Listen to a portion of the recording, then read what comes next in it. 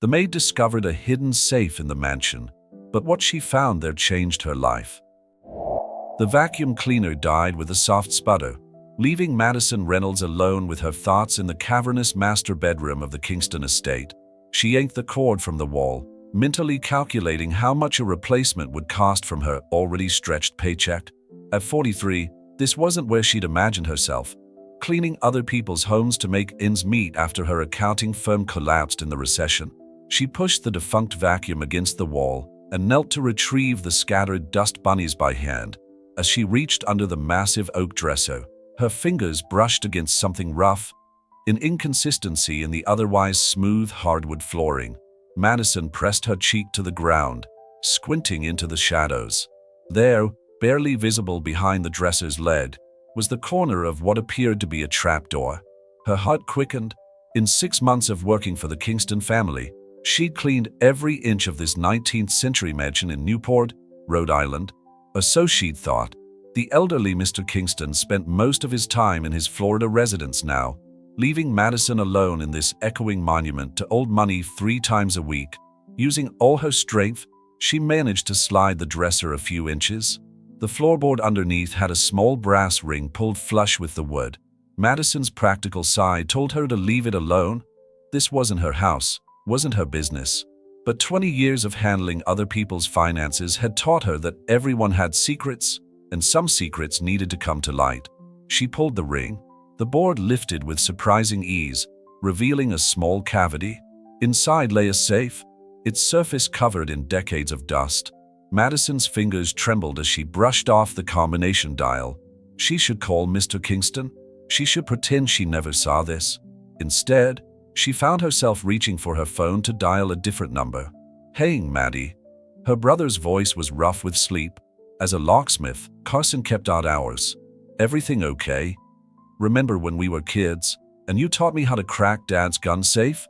Madison kept her voice low, though she was alone in the house. "I need a refresher course." There was a long pause. "Maddie, what are you getting yourself into?" She stared at the safe, her reflection distorted in its metallic surface. "Honestly, I have no idea, but something's telling me this is important." 20 minutes later, with Carson's guidance and the skills she'd forgotten she possessed, Madison heard the telltale click. The safe's door swung open with a groan of disuse. Inside, she found a stack of yellowed envelopes bound with twine, a small leather journal, and a velvet jewelry box. Her hands shook as she opened the topmost envelope. The letter inside was dated June 15, 1972, and began, "My dearest Catherine, if you're reading this, then I failed to make things right." Madison's phone buzzed, making her jump. A text from Mrs. Kingston's assistant. "Mrs. K arriving tomorrow morning from Boston. Wants house ready for weekend guests." The safe's contents seemed to pulse with untold stories. Madison checked her watch, 2:47 p.m. She had to make a decision. Quick photos of everything inside, then return it exactly as she found it, or pretend she never saw it. Instead, she found herself carefully placing the letters, journal, and jewelry box into her cleaning supplies tote. She'd return everything tomorrow, she told herself.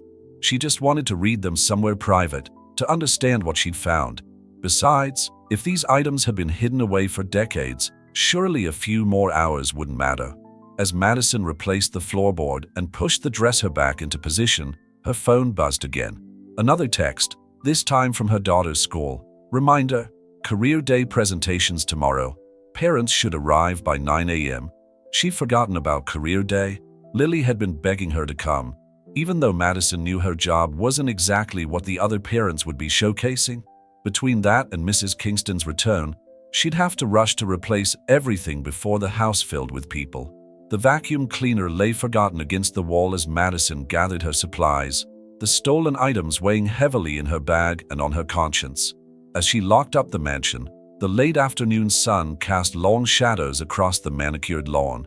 She had the unsettling feeling that she'd just set something in motion that couldn't be undone. In her sensible Toyota Corolla, parked in the servant's spot behind the garage, Madison placed her bag carefully on the passenger seat. Through the windshield, she could see the mansion's many windows staring down at her like accusatory eyes.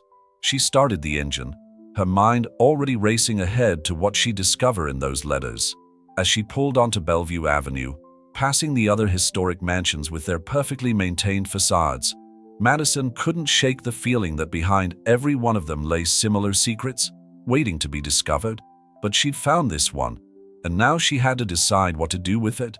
The weight of the bag beside her seemed to grow with each mile marker. By the time she turned onto her modest street in Middletown, the sun was setting, painting the sky in shades of amber and rose. Madison parked in front of her small rental house, its paint peeling and gutters sagging, a far cry from the grandeur she'd left behind. She carried her bag inside, past the pile of unpaid bills on the kitchen counter, past Lily's school art projects magnet to the fridge, straight to her bedroom. Only then did she allow herself to remove the items from her bag, laying them out on her Target clearance comforter like artifacts in a museum. The jewelry box caught the last rays of sunlight streaming through her window. Madison opened it slowly, and her breath caught in her throat. Inside was a single strand of pearls, but even her untrained eye could tell they were real and valuable. Wrapped around them was a small note card that read simply, "For when you're ready to know the truth." Madison sank onto her bed, the mattress creaking beneath her. What truth? And more importantly, what was she going to do now? Madison's hands trembled as she untied the twine binding the stack of letters. Her daughter's voice carried from the living room. "Mom, what's for dinner?" But the question barely registered. The paper was delicate, threatening to crumble at her touch, and smelled of mothballs and forgotten things. "Order pizza," she called back, already immersed in the first letter. The handwriting was elegant, each letter precisely formed in blue ink that had faded to gray over the decades. "My dearest Catherine, if you're reading this, then I've failed to make things right. The pearls enclosed were your grandmother's, your real grandmother's. There's so much you don't know about your heritage, about who you truly are. Your father, Richard Kingston, is not who you think he is." Madison's phone rang, Carson's name flashing on the screen. She silenced it, her eyes racing across the pages. According to the letter writer, someone named Charlotte Walsh, Catherine Kingston wasn't born a Kingston at all. She was born Catherine Walsh, daughter of Charlotte and James Walsh, given up for adoption in 1965 when she was just 3 months old. "Mom," Lily appeared in the doorway, 13 years old and full of impatience. "The pizza website isn't working." Madison looked up, really seeing her daughter for the first time since she'd gotten home. Lily's dark hair was pulled into a messy bun, her school uniform rumpled. She looked so much like Madison's late mother that it sometimes hurt to look at her. "Use my phone," Madison said, holding it out. As Lily took it, another text from Carson appeared. "Whatever you found, be careful. Rich people's secrets are dangerous." If he only knew. Madison returned to the letters, piecing together a story that seemed impossible. Charlotte Walsh had been a maid in the Kingston household, just like Madison was now. She'd had an affair with Richard Kingston's father, Preston Kingston III. When she became pregnant, Preston paid her to disappear and arranged for his son Richard and daughter-in-law Margaret to adopt the baby. Their own marriage had been childless for years. The leather journal turned out to be Charlotte's diary, documenting her years of secret visits to Newport, watching her daughter grow up from afar. The entries stopped abruptly in 1985, with the final cryptic note, "They know I've been watching. P threatens exposure if I don't leave for good." The truth would ruin Kay's life now. Maybe some secrets are better left buried. Madison's mind raced. Catherine Kingston was in her early 60s now, still active in Newport's social scene despite her father Richard's retreat to Florida. Madison had cleaned her guest house several times, finding her to be coldly polite but generous with holiday bonuses. Did she have any idea she was adopted? That her real mother had been a maid like Madison? The pizza arrived, breaking her concentration. Over dinner, Madison half listened to Lily's chatter about career day while her mind spun with possibilities. The pearls alone were probably worth enough to pay off her debts, maybe even save for Lily's college fund. But that would be stealing, and the thought made her stomach churn. "Mom, you're not even listening," Lily complained, picking olives off her slice. "Are you really coming tomorrow? Because Jenny's mom is a surgeon and Michael's dad owns that tech company and..." "I'll be there," Madison promised, guilt gnawing at her. Not just about career day, about everything. She was supposed to be teaching her daughter about honesty and integrity, not sitting here with stolen properties spread across her bedroom. After Lily went to bed, Madison returned to the letters. There were dozens, each one revealing more of Charlotte's heartbreak and determination. The final letter was dated 1992, written from a hospital room. "My dearest Catherine, the cancer leaves me little time. Perhaps it's better this way. I've lived with the guilt of giving you up for too long, but you deserve to know your history, to understand that you were loved from the very beginning. The pearls were your grandmother Elena's, brought from Italy when she immigrated. They should have been yours all along. I'm leaving everything with Preston's most trusted servant, Arthur, with instructions to hide it where only someone like us, someone who knows every inch of this house through honest work, might find it. Perhaps fate will guide these truths to you when the time is right." Madison checked the time. 11:43 p.m. She had to be up early for career day, then somehow return everything to the safe before Mrs. Kingston arrived. But as she read through the letters again, a new thought took root. What if Charlotte had been right? What if fate had guided Madison to find these secrets for a reason? Her phone buzzed with another text from Carson. "Maddie, call me. Now." She stared at the message, then at the pearls gleaming softly in the lamplight. Finally, she dialed her brother's number. "I need your help," she said when he answered. "But first, let me tell you a story about a maid named Charlotte Walsh and the baby she gave up." Carson was silent as Madison explained everything. Finally, he sighed. "You know you can't keep this quiet. Not something this big." "I know," Madison said, fingering the strand of pearls, "but I need to handle it the right way. Catherine Kingston deserves to know the truth about her mother, about herself. I need to figure out how to tell her. And if it backfires, you could lose your job, Maddie. You could face charges." Madison looked at Lily's school photo on her nightstand, at her daughter's confident smile. "Sometimes," she said, echoing Charlotte's words, "fate puts us in exactly the right place at the right time. I have to see this through." Outside, a storm was rolling in from the ocean, thunder growling in the distance. Madison gathered the letters carefully, reverently, and placed them in her bedside drawer. Tomorrow would bring career day, difficult decisions, and potentially life-changing consequences. But for now, she had work to do, piecing together not just Catherine Kingston's past, but perhaps her future as well. The elementary school auditorium buzzed with professional energy, doctors in scrubs, firefighters in uniform, executives in tailored suits.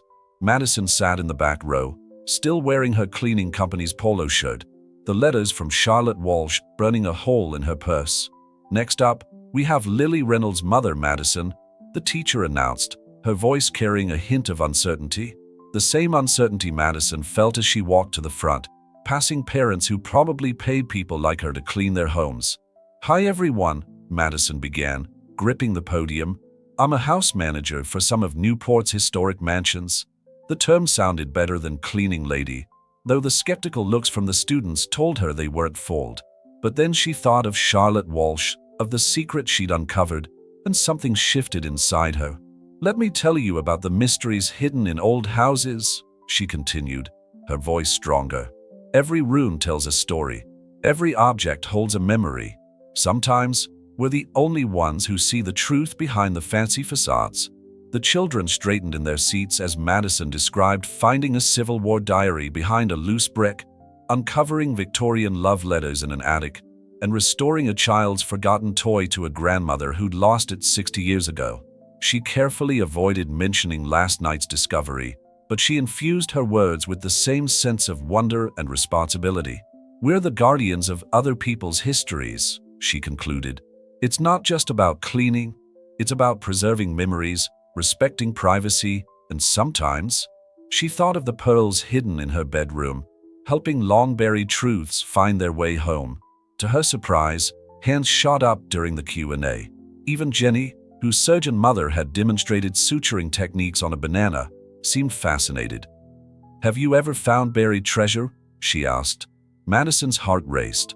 "Sometimes the most valuable things we find aren't made of gold," she answered carefully. "They're made of truth." After the presentation, Lily hugged her fiercely. That was actually kind of cool, Mom, she whispered. Way better than last year when you just talked about accounting. Madison's phone vibrated, a text from Mrs. Kingston's assistant. Change of plans. Mrs. K arriving this afternoon instead of tomorrow. Need house ready by 3 p.m. Her stomach dropped. It was already 11:30. She planned to return everything before work tomorrow. But now, honey, I have to go to work early, she told Lily. Can you get a ride home with Jenny's mom? But you promised we'd get lunch. Lily's face fell. It's pizza day at school anyway. I just wanted to hang out. The hurt in her daughter's eyes cut deep. Madison glanced at her phone again, thinking of the letters, the pearls, Catherine Kingston's entire life waiting to be appended.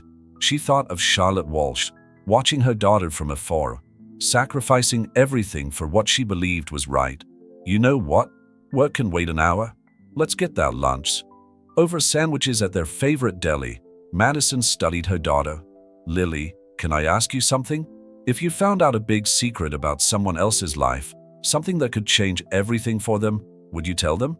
Lily considered this between bites of her BLT. Depends. Would knowing the secret make their life better or worse? I'm not sure, Madison admitted, but they have a right to know. Like when you told me about Dad's new family in California? Lily's voice was quiet. That hurt at first, but I'm glad I know, even if it's hard sometimes. Madison reached across the table and squeezed her daughter's hand, marveling at her wisdom. 3 years ago, telling Lily about her father's new wife and stepdaughters had been the hardest thing she'd ever done. But secrets had a way of surfacing, and sometimes the only choice was how and when to let them out. At 1:45, Madison pulled into the Kingston Estates service entrance. She had just over an hour to return everything and prepare the house. But as she approached the master bedroom with her cleaning supplies, voices echoed from inside.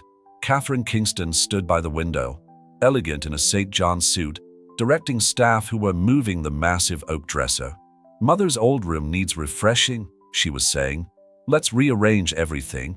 Madison froze in the doorway, the secret letters and pearls still in her car. She watched as the dresser slid across the floor, revealing the trapdoor she discovered just yesterday. Catherine turned, noticing her. Oh good, Madison. We'll need a deep clean after all this furniture moving. And what's this? She knelt, fingers finding the brass ring in the floor. Time seemed to stop. Madison could slip away, pretend she knew nothing. She could return the letters secretly another time. She could protect her job, her income, her daughter's stability. But she thought of Charlotte Walsh, watching her daughter from afar for years, dying with her secret intact. She thought of Lily's words at lunch, about truth being better than comfort. She thought of her own role as a guardian of histories, uncovered one room at a time. Mrs. Kingston, Madison said, stepping forward, I need to tell you something about that hidden compartment, and about your mother, your birth mother, Charlotte Walsh. The room fell silent. Outside, a gardener's leaf blower roared to life.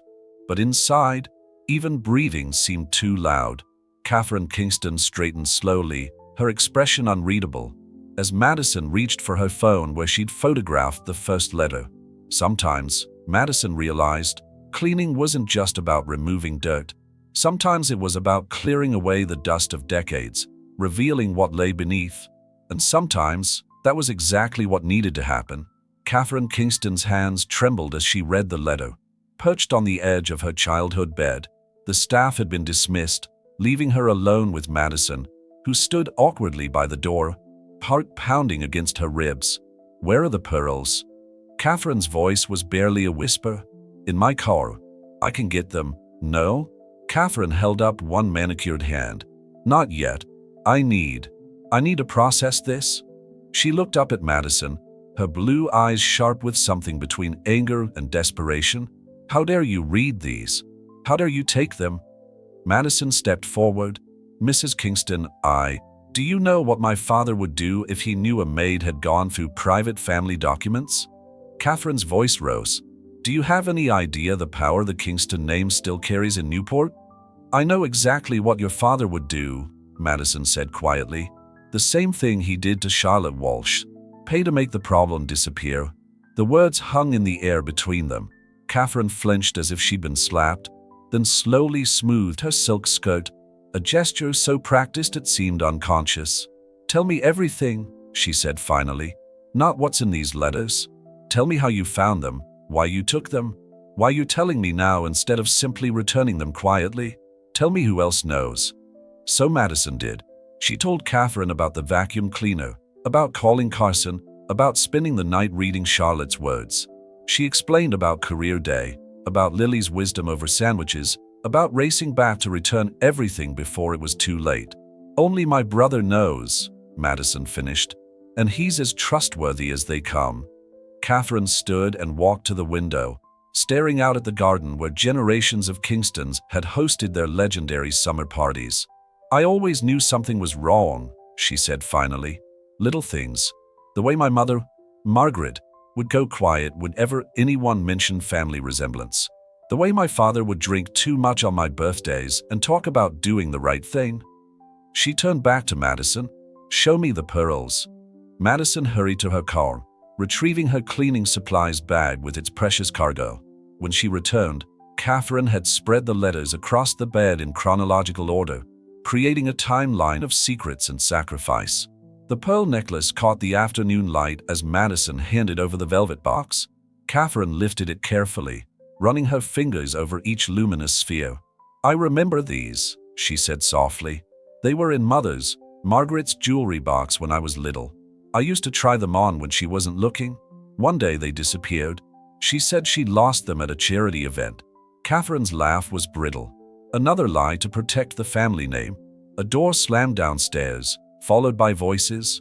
Catherine quickly gathered the letters, her movements suddenly urgent. "My husband's here, with the board members for the Kingston Foundation quarterly meeting." Madison began shoving her cleaning supplies back into her bag. "I should go." "No." Catherine grabbed her arm. I can't face them right now. Please, I need time to think. Can you take everything back? Keep it safe? I'll call you tomorrow." "Mrs. Kingston." "Catherine," she corrected automatically, then gave a strange laugh. "Although I suppose I'm not really a Kingston at all, am I?" More voices drifted up the stairs, along with the sound of expensive shoes on hardwood. Catherine pressed the pearls and letters back into Madison's hands. "Tomorrow," she promised. "I'll call you tomorrow. Just don't tell anyone else. Please." Madison hesitated. "What about your father? He's still alive. He must know everything." Catherine's face hardened. "Oh, I'll deal with father. But first, I need to understand who I am without his lies." She glanced at her reflection in the antique mirror, as if searching for traces of Charlotte Walsh in her features. "I've lived 60 years as Catherine Kingston. Give me 24 hours to figure out who Catherine Walsh might have been." As Madison drove home, the letters and pearls once again hidden in her cleaning supplies, her phone rang. "Carson, Maddie, we've got a problem," he said without preamble. "I did some digging. Charlotte Walsh didn't die of cancer in 1992. She's alive, living in a nursing home in Providence. And get this, she's been receiving monthly payments from a Kingston family trust for 30 years. Madison nearly swerved off the road. "That's impossible. The letters, the hospital. Think about it, Maddie. What better way to keep someone quiet than to make them disappear, pay them off, and create a story so their own daughter would never look for them?" Through her windshield, Madison could see the Newport Bridge stretching across the bay, connecting past and present, truth and lies. She thought of Catherine, surrounded by board members in that mansion built on secrets, preparing to call a father who had orchestrated the greatest deception of her life. "What do I do now?" Madison asked, but she already knew the answer. The truth didn't come out in single revelations. It unspooled slowly, each thread leading to another, until the whole fabric of pretense fell away. "You tell her," Carson said simply. "You tell her everything." As Madison pulled into her driveway, she saw Lily waiting on the front steps, homework spread around her. Her daughter looked up and waved, uncomplicated love shining in her smile. Madison waved back, knowing that tomorrow would bring more revelations, more pain, more truth. But for now, she had letters to protect, pearls to guard, and a story that wasn't finished unraveling. The real question was, When it all came out, who would be left standing in the wreckage of the Kingston family's carefully constructed lies? The fluorescent lights of Silver Pines nursing home cast harsh shadows across the linoleum floor as Madison followed the night nurse down the hallway. It was nearly midnight, well past visiting hours, but Carson's locksmith badge and a convincing story about checking the facility's security systems had gotten them inside. "She's usually awake at this hour," the nurse whispered, stopping outside room 237. "Watches old movies on TCM. Just don't upset her. Mrs. Walsh can be fragile." Madison's phone buzzed in her pocket, another message from Catherine Kingston. After 8 increasingly frantic texts since their afternoon confrontation, this one read simply, "Found father's private files. Coming to Providence. Don't do anything until I arrive." But Madison couldn't wait. Not after what Carson had discovered in the payment records. Not after learning that Charlotte Walsh had spent 30 years less than an hour's drive from her daughter, holding onto a secret worth millions. The door creaked open. A small figure sat in an armchair, silhouetted against the blue glow of a television screen where Audrey Hepburn danced across Rome. Charlotte Walsh turned, her face a map of time's passage, but her eyes were sharp and clear. "I wondered when someone would find those letters," she said quietly. "Sit down, dear. We have much to discuss." Madison sank into a nearby chair, awareness crackling through her that this moment, this conversation, would change lives forever. "Why did you do it?" she asked. "Why pretend to be dead?" Charlotte's laugh was dry as autumn leaves. "Preston Kingston didn't give me much choice. It was either disappear completely or watch him destroy Catherine's life with the truth." She gestured to a photo on her nightstand, a newspaper clipping of Catherine at some charity gala, elegant and untouchable. "She was running for state senate then. Preston convinced me that the scandal would ruin her career, her marriage, everything she'd built. So you let her think you died? Let her believe she'd never know her real mother?" "I let her keep her life," Charlotte corrected sharply. "The monthly payments were never about buying my silence. They were insurance that Catherine would always be provided for, even if something happened to Preston. A mother's final gift to her daughter." Madison's phone buzzed again. "Catherine, 20 minutes away. Please wait." Charlotte noticed Madison's glance at the phone. "She's coming, isn't she? Catherine, my beautiful girl." Her voice cracked slightly. "How did she take the news?" "She's..." Madison hesitated. "Processing, but there's something you should know. The Kingston Foundation's financial records? They show that Preston has been embezzling millions through fake charitable donations. Carson found evidence that he used your death to create a shell corporation, laundering money through the supposed cancer research facility where you were meant to have died." Charlotte's face drained of color. "No, the payments were supposed to be clean, legal." "Nothing about this has been legal," Carson said from the doorway, making them both jump. He held up his phone. "I just got access to the last batch of records." Preston Kingston didn't just hide Charlotte away. He used her disappearance to hide decades of financial fraud. If this gets out, the entire Kingston fortune could be forfeit. The sound of running footsteps echoed down the hall. Catherine Kingston burst into the room, still wearing her designer suit from the board meeting, her carefully maintained composure cracking at the edges. She stopped dead at the sight of Charlotte. "Mother!" The word seemed to escape without her permission. Charlotte stood slowly, one hand gripping her walker. "Catherine, my darling girl." But Catherine's expression hardened. Don't you dare act like a loving mother now. Not after 60 years of lies." She turned to Madison. "I found father's records. The cancer story, the fake death certificate, all of it. He's on his way here now." "What?" Madison stepped forward. "You told him?" "I had to know the truth. All of it." Catherine's voice shook. "He claims he did it to protect the family name, to protect me. But it was never about protection, was it? It was about money, power, control." Charlotte sank back into her chair. "Catherine, please. Let me explain." "Explain what?" "How you traded me for a monthly check? How you watched from the shadows while another woman raised me? Or how about explaining why you let father use your death to steal millions from our own charitable foundation?" The elevator at the end of the hall dinged. Heavy footsteps approached. "He's here," Catherine whispered, and for the first time, Madison heard real fear in her voice. Carson moved quickly, positioning himself by the door. Madison gathered the proof they brought: financial records, letters, photographs spanning decades of deception. Charlotte Walsh gripped her walker, facing the doorway where her past was about to confront her present.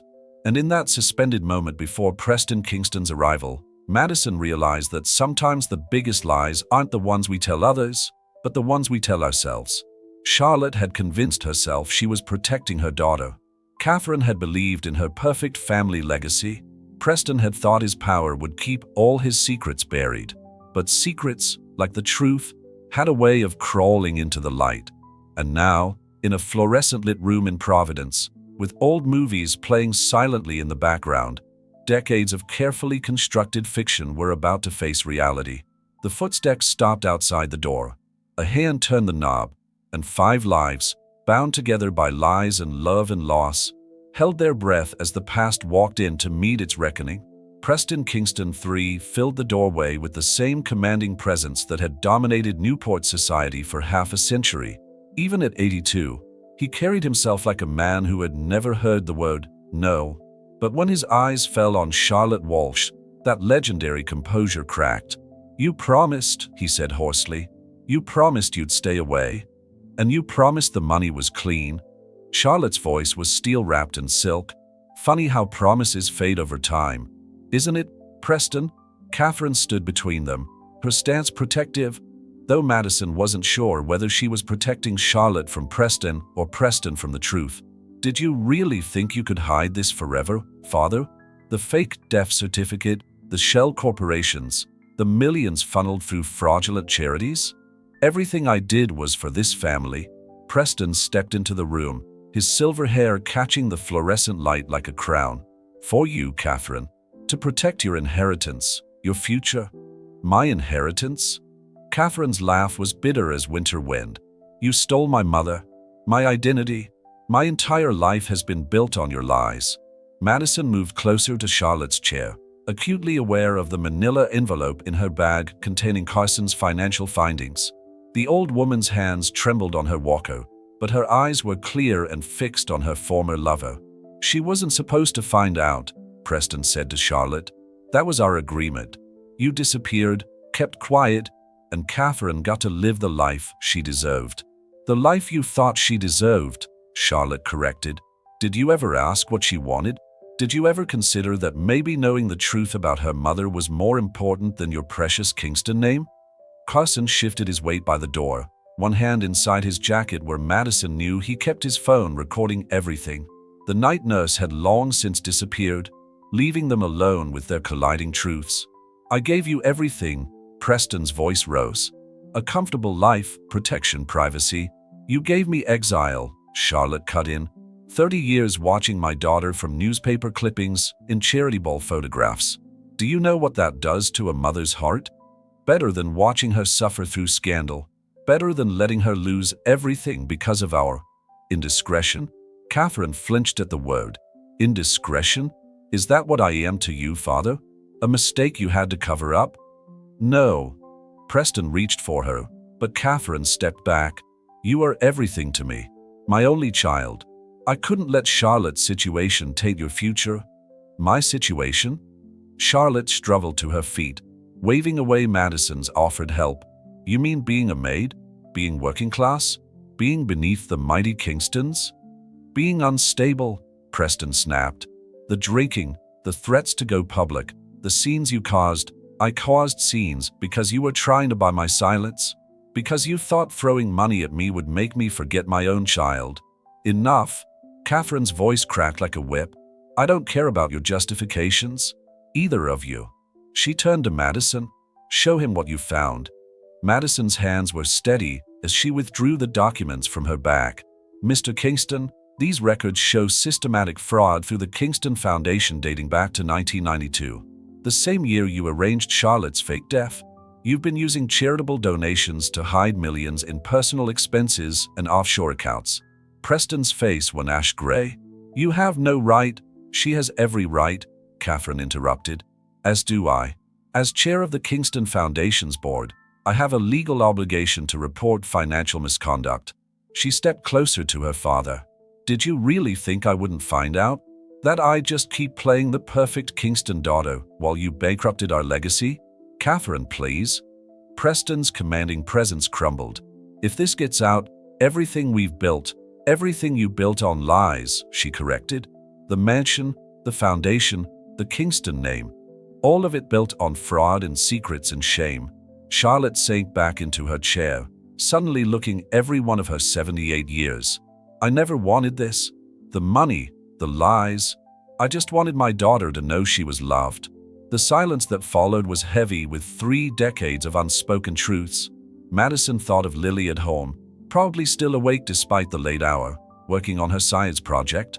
She thought of all the times she'd chosen brutal honesty over comfortable lies with her daughter, and how that honesty had only made their bond stronger. Mr. Kingston, Madison said quietly, you have until morning to decide. Either you come clean voluntarily about everything, or these documents go to the FBI. Preston's shoulders sagged. You're just a housekeeper. You have no idea what you're doing. No, Catherine said, moving to stand beside Madison. She's the person who finally forced us all to face the truth, and she's right. She turned to Charlotte. I'm not saying I forgive you, either of you, but I deserve to know my own story. All of it. She reached into her purse and withdrew the strand of pearls. These belong to your mother, my grandmother. She held them out to Charlotte. Tell me about her. Tell me everything father never would. Tell me who I really am. Preston sank into a chair, his empire crumbling around him. Outside, the first hints of dawn were beginning to lighten the Providence sky. Madison checked her phone. A text from Lily. Mom, where are you? Is everything okay? Go home, Catherine said softly, noticing Madison's concern. Go home to your daughter. I need time with my mother. The word seemed foreign on her tongue, but somehow right. As Madison and Carson left the room, she glanced back one last time. Catherine had pulled a chair close to Charlotte's, the pearls lying between them like a bridge across 30 years of silence. Preston sat apart, a king without a kingdom, watching his carefully constructed world dissolve in the harsh fluorescent light of truth. In the parking lot, Carson squeezed Madison's shoulder. You did the right thing, Maddie. Did I? She looked up at the window of room 237, where 3 generations of secrets were finally unraveling. Their whole world just fell apart. No, Carson said. Their lies fell apart. Now they can try to build something real. Madison started her car, thinking of Lily waiting at home, of breakfast conversations and honest answers, and the simple truth of a mother's love. Sometimes, she realized, the biggest messes couldn't be cleaned away. Sometimes they had to be faced, sorted through, and transformed into something new. Dawn was breaking over Providence as she drove home, painting the sky in shades of beginning. 3 days after the Providence confrontation, Madison stood in the Kingston Mansion's kitchen, packing her cleaning supplies for the last time. The morning's newspaper lay on the marble counter, its headline bold and unforgiving. Kingston Foundation under federal investigation. Historic Newport family faces fraud charges. Her phone had been ringing non-stop since the story broke. Reporters wanting to know how a housekeeper had uncovered one of Newport's biggest financial scandals. Other wealthy families firing her, afraid she'd uncover their secrets too. Her cleaning company supervisor suggesting she take some time off until things settle down. You shouldn't have to leave. Catherine Kingston appeared in the doorway, looking both older and younger than she had before, as if discovering her true identity had somehow freed her, even as it exhausted her. I can speak to the board, explain that you were only doing what was right. Madison closed her supply caddy with a definitive click. We both know that won't help. Newport's old money family's close ranks in times like these.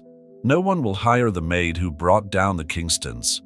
You didn't bring us down, Catherine said quietly. Our own lies did that. She moved to the window, staring out at the garden where generations of Kingstons had hosted their legendary summer parties. Father's lawyers say he'll likely avoid jail time due to his age, but the fines, well, let's just say the foundation's assets won't cover half of what he owes. Madison thought of the mansion's countless rooms, each hiding its own history of wealth and privilege. What will happen to the house? Sold, most likely, along with the summer cottage, the art collection, everything. Catherine's laugh was hollow. Turns out when you build an empire on fraud, it doesn't take much to bring it all down. And Charlotte? Madison asked carefully. Mother Charlotte, she's… Catherine paused, testing the word. We're talking, really talking, for the first time in my life. She's moving to a better facility in Newport next week, closer to her family. The word hung between them, heavy with new meaning. Madison began gathering her things, but Catherine touched her arm. Wait, there's something else. She withdrew an envelope from her designer blazer, one of the few luxury items she still owned. The board met this morning. Before everything seized and sold, they voted to provide severance packages to affected employees, including you. Madison opened the envelope, her eyes widening at the check inside. It was more money than she'd ever seen at once. It's not just severance, Catherine continued. It's a thank you for having the courage to tell the truth when everyone else was content with lies. She smiled wryly. Consider it your final cleaning fee for helping clear away 60 years of dust and dissection. I can't accept this, Madison protested, but Catherine held up her hand. You have a daughter to think about, college to save for, and thanks to you, I finally understand what a mother should be willing to do for her child. Madison's phone buzzed, a text from Lily. Mom, you're trending on Twitter? Hashtag Newport whistleblower. Catherine glanced at the message and laughed. From housekeeper to hashtag, welcome to modern scandal. Her expression grew serious. Have you thought about what you'll do next? Madison had been asking herself the same question since that night in Providence. Her savings wouldn't last long, and no wealthy family in New England would hire her now. But watching the Kingston secrets unravel had awakened something in her, a recognition that sometimes the most important truths lay hidden in plain sight, waiting for someone brave enough to reveal them. Actually, Madison said slowly, I've been talking to Carson. He thinks with my experience in accounting and my recent notoriety, I might have a future in forensic auditing. Turns out there's a market for people who know where to look for hidden things. From cleaning houses to cleaning up corruption, Catherine's smile was genuine. It suits you. A sleek town car pulled up outside, Charlotte's daily visit. Since the confrontation, mother and daughter had been meeting every afternoon, piecing together their shared history one conversation at a time. Madison had overheard fragments, stories of Elena's pearls, of Charlotte's childhood in Boston's Italian neighborhood, of the young maid who fell in love with the wrong man and lost everything except her daughter's future. Will you be okay? Madison asked, suddenly uncertain about leaving Catherine alone with all this change. No, Catherine answered honestly. Not for a while. But I'll be real, and that's worth something. She touched the pearl necklace she now wore daily. Charlotte, mother, she's teaching me about Elena, about our real family history. It turns out I come from a long line of strong women who survived much worse than scandal. Madison shouldered her bag, taking one last look at the kitchen where she'd spent so many hours. Through the window, she could see Charlotte emerging from the town car, her walker replaced by a smart cane, her head held high despite the photographers lurking at the gates. You know, Catherine said, following her gaze, Mother told me something interesting yesterday. Elena's pearls? They weren't just jewelry. They were her emergency fund, her insurance against hard times.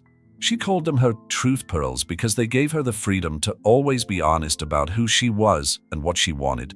She touched the pearls at her throat. I think maybe that's what we all need. Something that reminds us to be truthful, no matter the cost. Madison thought of the severance check in her bag, of Carson's offer to help her study for forensic accounting certifications, of Lily's proud face when she showed her mother the supportive comments on social media. Sometimes truth was its own kind of pearl, precious and pure and powerful. Good luck, Catherine, she said simply. You too, Madison. Catherine squeezed her hand. Thank you for cleaning more than just our house. Outside, the Newport summer was in full bloom, the air heavy with salt and possibilities. Madison walked to her car, passing Charlotte on her way to the front door. The older woman nodded in recognition, a subtle acknowledgement between two people who had chosen truth over comfort. As Madison drove away from the Kingston estate for the last time, She glanced in her rearview mirror. Catherine stood in the doorway, welcoming her mother home, while another moving truck arrived to carry away the remnants of Preston Kingston's crumbling empire. Her phone rang, the FBI agent handling the Kingston case, probably with more questions about the evidence she and Carson had uncovered. But that could wait. Right now, she had to pick up Lily from school and tell her about their new beginning. Sometimes, Madison reflected, the biggest messes led to the cleanest starts. 1 year later, Madison stood before a classroom at Brown University, adjusting her blazer, a far cry from the cleaning company polo she'd worn just 12 months ago.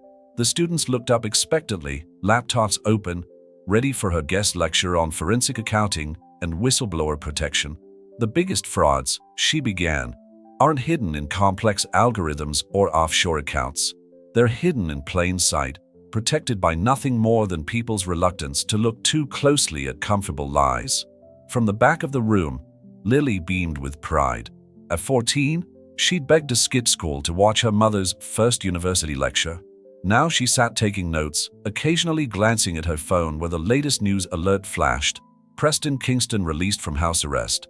Newport estate sale concludes. Madison clicked to her next slide, a photograph of the Kingston mansion. Sometimes the most important evidence isn't in the paperwork. It's in the spaces between, the hidden compartments, the unasked questions, the family secrets that everyone knows but no one discusses. Her phone vibrated silently in her pocket. Probably Catherine, who'd taken to sending weekly updates about her life's dramatic transformation. After the scandal, she'd sold everything except Elena's pearls and moved to Boston's North End, the same Italian neighborhood where Charlotte had grown up. Together, mother and daughter were learning their true family history, replacing Kingston privileges with Walsh traditions. The hardest part of exposing fraud isn't finding the evidence, Madison continued, warming to her subject.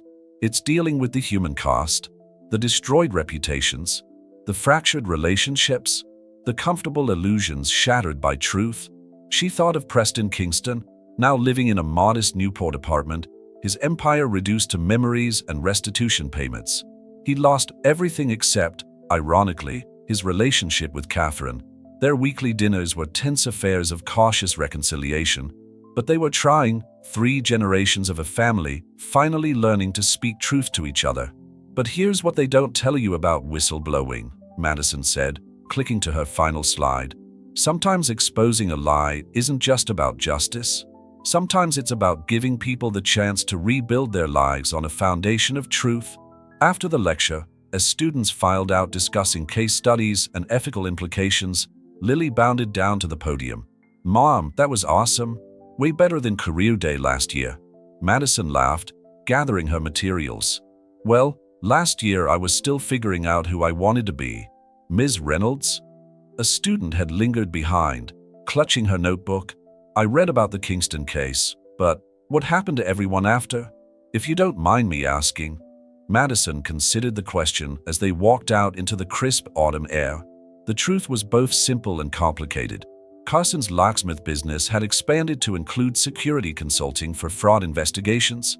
He'd hired Lily as a part-time office assistant, teaching her about locks and secrets and the importance of knowing when to open both. Charlotte had moved into a sunny apartment near Catherine's new home, where she hosted Sunday dinners featuring Elena's old recipes. The pearl necklace rotated between mother and daughter, a shared symbol of their reconstructed bond. The Kingston mansion had been converted into a museum of Newport's Gilded Age, its hidden compartment now a featured part of the tour. Madison smiled every time she passed the plaque that read, "Secrets of the Service Stairs, the true stories behind Newport's great houses." "They're healing," Madison told the students simply, "in their own ways, at their own pace. Sometimes the truth hurts, but secrets hurt more in the long run." Her phone buzzed again, a text from Catherine. "Mother's making Elena's wedding soup tonight. Join us? Bring Lily. We're celebrating. Just sold my first real estate listing in the North End. Can we go?" Lily asked, reading over her shoulder. "Charlotte promised to teach me how to make biscotti." Madison smiled, remembering the frightened housekeeper she'd been a year ago, terrified of losing her job, of disrupting lies, of speaking truth to power. Now here she was, lecturing at an Ivy League university, helping other investigators uncover hidden frauds, showing her daughter that honesty and courage were more valuable than any fortune. "Of course we can go," she said. "After all, some messes are worth making." They walked to Madison's new car, modest but paid for, like their small house in Middletown. The trunk held case files from her latest investigation, legal papers from her upcoming testimony in another fraud case, and a box of Charlotte's biscotti. "Mom," Lily asked as they drove toward Boston, "do you ever regret finding that hidden compartment?" Madison thought of Catherine and Charlotte, sharing soup and stories in a cozy North End kitchen. She thought of Preston, learning humility and genuine fatherhood without his wealth to hide behind. She thought of herself, transformed from someone who cleaned up other people's messes into someone who exposed them, making room for truth to sweep away the dust of dissection. "No," she said finally. "Some things are meant to be found, some truths are meant to be told, and some people are meant to be the ones who tell them." As they crossed the Newport Bridge, Madison caught a glimpse of the Kingston mansion on its perch above the bay. Tour buses lined the drive where luxury cars once parked, and visitors peered through windows that had once hidden generations of secrets. But it was the museum's new tagline that made her smile every time she passed. "Every house has a story. Every story has a truth." She learned that lesson well this past year. Truth wasn't just about exposing lies or righting wrongs. It was about giving people the chance to know themselves, to rebuild their lives, to clean away the cobwebs of dissection and start fresh. After all, Madison reflected as they drove toward their future, sometimes the best way to clean a house is to open all the windows and let the light shine in.